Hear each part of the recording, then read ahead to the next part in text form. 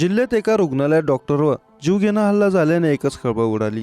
हा हल्ला रुग्णालयातील सीसीटीव्ही कॅमेऱ्यात कैद झाला असून हा सीसीटीव्ही व्हिडिओ समोर आला आहे, ज्यात हल्लेखोर डॉक्टरवर तब्बल 19 वार केल्याचं दिसत आहे।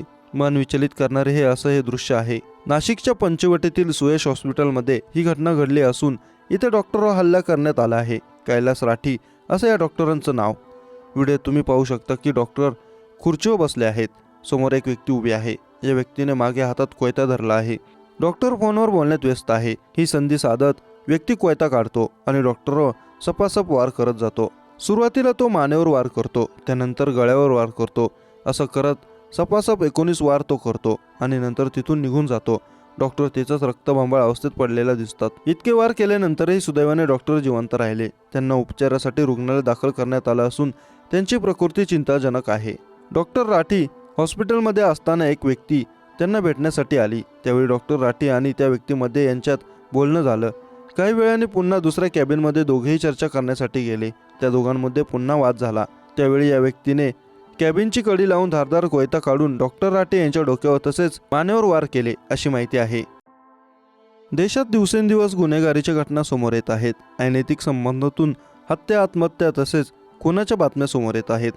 त्यातच आता आणखी एका धक्कादायक घटना समोर आली आहे। या घटनेत परिसरात एकच खळबळ उडाली असून एका भावाने आपल्या भावावर आरोप केला आहे की लहान भावाने मोठ्या भावावर लग्न बिघडवल्याचा आरोप केला आहे। तसेच लहान भावाने या प्रकरणाबाबत जिल्हाधिकाऱ्यांच्या जनता दरबारात धाव घेतली, तसेच निवेदन देत या प्रकरणात कारवाई करण्याची मागणी केली। तर जिल्हाधिकारी यांनी या प्रकरणी चौकशी करण्याचे आदेश दिले आहे। ही घटना गोपालगंज जिल्ह्यातील विजयपूर पोलीस ठाणे हद्दीतील सुहारा गावातील आहे। या गावातील व्यवसायाने खासगी शिक्षक असलेले ओमप्रकाश सिंह यांनी जिल्हाधिकारी डॉक्टर मकसूद आलम यांची भेट घेत भावाची तक्रार दिली। ओमप्रकाश सिंह यांनी जिल्हाधिकाऱ्यांना सांगितले की जेव्हा लग्नासाठी स्थळ येते तेव्हा माझा भाऊ काहीतरी चुकीचे सांगून ते स्थळ परत पाठवतो, यामुळे लग्न होत नाही।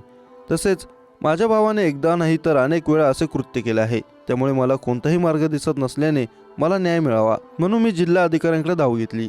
4 भावांमध्ये मी सर्वात लहान आहे। 2 भाऊ आपापल्या कुटुंबासह जमशेदपूर या ठिकाणी राहतात। तसेच घरी राहणारा भाऊ हा घरी आलेल्या पाहुण्यांसोबत कोणतीही चर्चा न करता त्यांना चुकीचे काहीतरी बोलून परत पाठवतो। दरम्यान या प्रकरणी आता जिल्हा अधिकाऱ्यांनी चौकशीचे आदेश दिले आहेत। जिल्हा अधिकारी या प्रकरणी माझ्या भावाविरोधात कारवाई करतील असा मला विश्वास आहे। ओमप्रकाश सिंह हे एका खासगी शाळेत शिक्षक आहेत। तसेच मागील 3 वर्षापासून ते आपल्या भावाच्या कृत्यामुळे त्रासले आहेत। 3 वर्षांपूर्वी भावाने वेगळे करून टाकले आणि स्वतः जेवण बनवावे लागत आहे। तसेच जेव्हा भावाकडे हिस्सा मागितला तर मारहाणीची धमकी देतो। जमिनीतील हिस्सा परत मिळावा यासाठी त्यांनी न्यायालयात दावा दाखल केला आहे। सर्व भावांनी कोणतीही विभागणी न करता हळूहळू आपली जमीन विकायला सुरुवात केली आहे। न्यायालयातून खटला मागे घेण्याच्या धमक्याही सातत्याने मिळत आहेत अशी माहितीही त्यांनी दिली। दरम्यान आता या प्रकरणात पुढे काय होते हे पाहणे महत्त्वाचे ठरेल।